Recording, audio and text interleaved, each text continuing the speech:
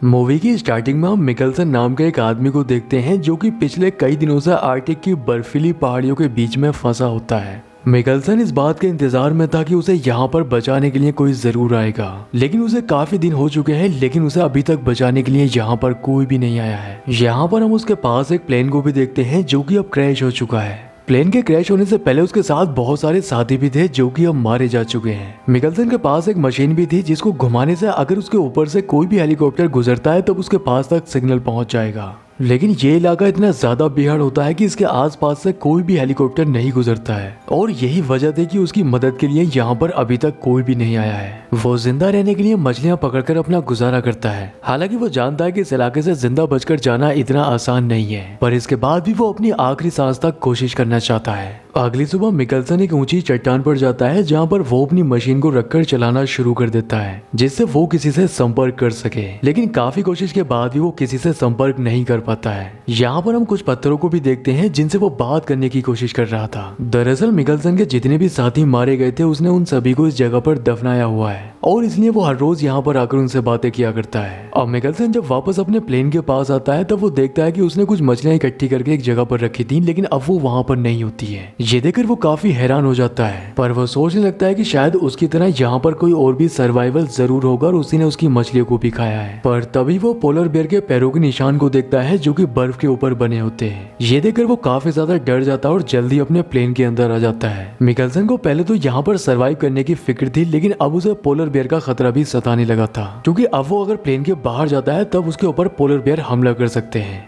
अब कुछ देर के बाद मिकलसन को नींद आ जाती है क्योंकि अब रात हो चुकी थी, पर अगली सुबह वो फिर से प्लेन से बाहर आकर उस ऊंची चट्टान पर जाने की कोशिश करता है जिससे वो जल्दी किसी से संपर्क करके इस जगह से बाहर निकल सके। ऊपर जाते समय काफी बर्फीली हवाएं चल रही थी, लेकिन इसके बाद भी वो उस चट्टान तक पहुंच जाता है। यहाँ पहुंचकर वो अपनी मशीन को ओपन करता है और फिर से किसी से संपर्क करने की कोशिश करने लगता है, लेकिन आज उसकी मशीन की ग्रीन लाइट ऑन हो जाती है। इसका मतलब ये था कि मशीन का सिग्नल किसी हेलीकॉप्टर तक पहुंच चुका है, पर मौसम खराब होने की वजह से मिकलसन उस हेलीकॉप्टर को देख नहीं पा रहा था, इसलिए वो जल्दी अपने फ्लेयर को जला देता है जिससे उस हेलीकॉप्टर तक सिग्नल पहुंच चुका था। लेकिन जब वो हेलीकॉप्टर उसे बचाने के लिए उसके पास आ रहा था तभी हम देखते हैं कि मौसम खराब होने की वजह से उस हेलीकॉप्टर में कुछ खराबी आ जाती है जिससे वो हेलीकॉप्टर उसके पास पहुंचने से पहले ही क्रैश हो जाता है। अब मिकलसन जल्दी उस हेलीकॉप्टर के पास पहुंचता है और यहाँ पहुंचकर वो देखता है कि पायलट की मौत हो चुकी है, पर तभी उसकी नजर एक लड़की के ऊपर जाती है जो कि अभी तक जिंदा थी, इसलिए वो उस लड़की को उस हेलीकॉप्टर से बाहर निकाल लेता है। अब मिकलसन उस हेलीकॉप्टर की खिड़की तोड़कर उस लड़की को उस खिड़की के ऊपर लेटा देता है और उसके बाद वो उसे खींचकर अपने प्लेन के पास लाने लगता है। अब वो उस लड़की को लेकर अपने प्लेन के अंदर चला जाता है जहाँ पर उसे होश आ चुका था। उस लड़की को इंग्लिश नहीं आती थी जिससे मिकलसन उसकी बात नहीं समझ पा रहा होता है। वो लड़की बहुत बुरी तरह से जख्मी होती है, इसलिए मिकलसन उसका ट्रीटमेंट करता है जिससे उस लड़की को काफी सुकून मिलता है और उसे नींद आ जाती है।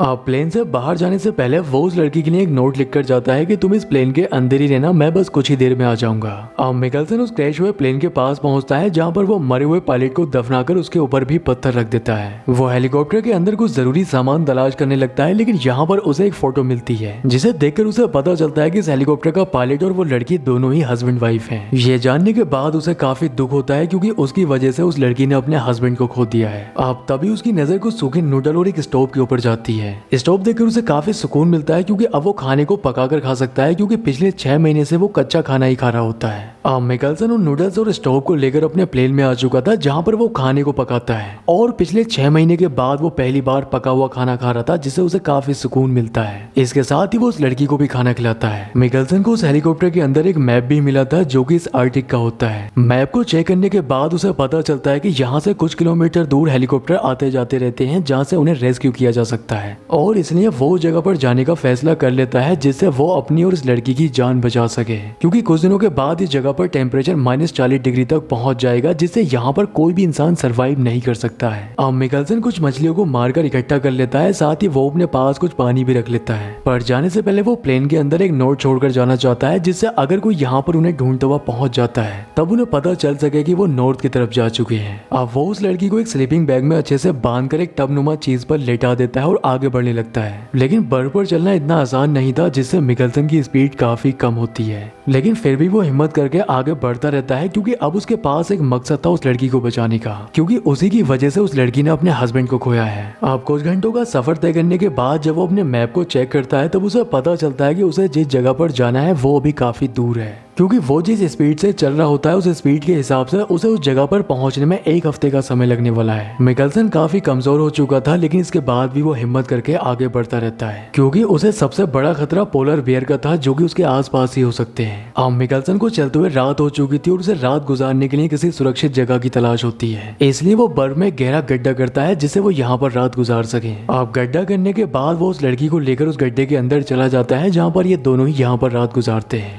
अगली सुबह मिकल्सन फिर से उस लड़की को लेकर आगे बढ़ने लगता है। आगे चलने पर मिकल्सन के सामने बर्फ की एक बहुत बड़ी चट्टान आ जाती है। वो अकेला तो उस चट्टान के ऊपर चढ़ सकता है, लेकिन उस लड़की को उस चट्टान के ऊपर लेकर चढ़ना इतना आसान नहीं है। अब वो मैप निकालकर चेक करता है जिससे वो इस चट्टान को किसी दूसरे रास्ते से पार कर सके, लेकिन मैप को चेक करने पर उसे पता चलता है कि ऐसा करने पर उसे 4 दिन का और समय लगेगा और उसके पास इतना खाना भी नहीं बचा है। लेकिन उसके पास उस चट्टान के ऊपर चढ़कर पार करने के अलावा कोई दूसरा रास्ता नहीं होता है, इसलिए वो उस लड़की की टब में रस्सी बांधकर खुद उस चट्टान के ऊपर चढ़ जाता है और ऊपर से उसको खींचने लगता है, पर तभी उसके हाथ से रस्सी छूट जाती है जिससे वो लड़की फिर से नीचे चली जाती है। मिकल्सन समझ चुका था कि ऐसे वो उस लड़की को ऊपर नहीं खींच सकता है, इसलिए अब वो अपना सारा सामान फिर से नीचे फेंक देता है और वो उसी रास्ते से जाने का फैसला करता है जहाँ से उसे 4 दिन का और एक्स्ट्रा समय लगने वाला है। अब मिकल्सन फिर से उस लड़की को खींचता हुआ आगे बढ़ने लगता है और आगे जाने पर उसे फिर से रात हो जाती है। मिकल्सन के अंदर अब इतनी हिम्मत नहीं थी जिससे वो रात गुजारने के लिए गड्ढा कर सके, लेकिन वो बाहर भी रात नहीं गुजार सकते थे क्योंकि बाहर बहुत ज्यादा ठंड थी,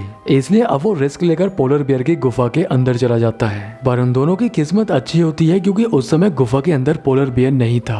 अब मिकल्सन उस लड़की को गुफा के अंदर लेटा देता है और खुद उसके लिए खाना बनाने लगता है। मिकल्सन को पता चलता है कि स्टोव की गैस भी खत्म होने वाली है, जिससे आगे से उन्हें कच्चा ही खाना खाना पड़ेगा। अब तभी उसे कुछ आवाज आने लगती है और वो देखता है कि पोलर बियर गुफा के अंदर आने की कोशिश कर रहा है। वो उनके ऊपर हमला करने ही वाला था कि तभी मिकल्सन उसे फ्लेयर से जला देता है, जिससे वो पोलर बियर यहाँ से भाग जाता है। अगली सुबह मिकल्सन डरते हुए गुफा से बाहर आता है, लेकिन वो देखता है कि पोलर बियर यहाँ पर नहीं है, इसलिए वो जल्दी उस लड़की को लेकर फिर से आगे बढ़ने लगता है। लेकिन आगे चलने पर बर्फीला तूफान आ जाता है, जिससे बचने के लिए मिकल्सन उस लड़की को बर्फ के ऊपर लेटा देता है और वो उस लड़की को जिस टब के ऊपर लेकर जा रहा था उसे बर्फ के सामने खड़ा कर देता है। कुछ देर के बाद जब बर्फ का तूफान शांत हो जाता है तब वो देखता है कि वो लड़की पूरी तरह से बर्फ के अंदर धसी हुई है। अब वो उस लड़की को बर्फ से बाहर निकालता है, लेकिन वो देखता है कि वो लड़की बेहोश हो चुकी है और उसके मुंह से भी खून आ रहा है। इसके साथ ही जब वो उसके जख्मों को चेक करता है तब उनमें बहुत ज्यादा इन्फेक्शन फैल चुका था, जिसको देखकर मिकल्सन समझ चुका था कि उस लड़की का बचना अब नामुमकिन है, इसलिए वो उस लड़की को अब यहीं पर छोड़कर आगे बढ़ने का फैसला करता है। लेकिन जैसे ही वो उस लड़की को छोड़कर अपना सामान लेकर आगे बढ़ता है उसका पैर एक गड्ढे में पड़ जाता है, जिससे उसके पैर की हड्डी टूट जाती है। मिकल्सन को एहसास हो चुका था कि उसे उस लड़की को ऐसी हालत में नहीं छोड़ना चाहिए था। मिकल्सन को अपनी गलती का एहसास हो चुका था, इसलिए वो उस गड्ढे से बाहर आकर सबसे पहले उस लड़की के पास पहुंचता है। यहाँ पहुंचकर वो देखता है कि उस लड़की को होश आ चुका है, जिसे देखकर वो काफी खुश होता है। अब वो उस लड़की को लेकर फिर से आगे बढ़ने लगता है और कुछ घंटों की मेहनत के बाद फाइनली वो उस रेस्क्यू पॉइंट तक पहुंच जाता है। लेकिन वो रेस्क्यू पॉइंट एक पहाड़ी के ऊपर था, जिसके ऊपर उस लड़की को लेकर चढ़ना इतना आसान नहीं था, इसलिए वो सबसे पहले खुद उस रेस्क्यू पॉइंट तक पहुंचने का फैसला करता है। अब मिकल्सन उस लड़की को नीचे ही छोड़कर उस रेस्क्यू पॉइंट तक पहुंच जाता है, जहाँ पर वो एक हेलीकॉप्टर को देखता है और उस हेलीकॉप्टर को देखकर मिकल्सन के अंदर एक हिम्मत आ जाती है। अब वो नीचे आकर उस लड़की को भी ऊपर ले जाने लगता है। हालांकि मिकल्सन की टांग टूटी हुई थी, लेकिन इसके बाद भी वो काफी कोशिश के बाद उस लड़की को ऊपर तक ले जाता है। अब मिकल्सन फ्लेयर में आग लगाकर उस हेलीकॉप्टर को सिग्नल देने लगता है, लेकिन उस हेलीकॉप्टर का पायलट उसके फ्लेयर के सिग्नल को देख नहीं पाता और यहाँ से जाने लगता है। वो उस हेलीकॉप्टर को सिग्नल देने के लिए अपनी जैकेट तक में आग लगा चुका था, पर पायलट उसके सिग्नल को देख ही नहीं पाता है। वो लड़की और मिकल्सन दोनों ही उनको आवाजें भी लगाते हैं, लेकिन ऐसा करने से भी कुछ नहीं होता है क्योंकि अब वो हेलीकॉप्टर यहाँ से जा चुका था।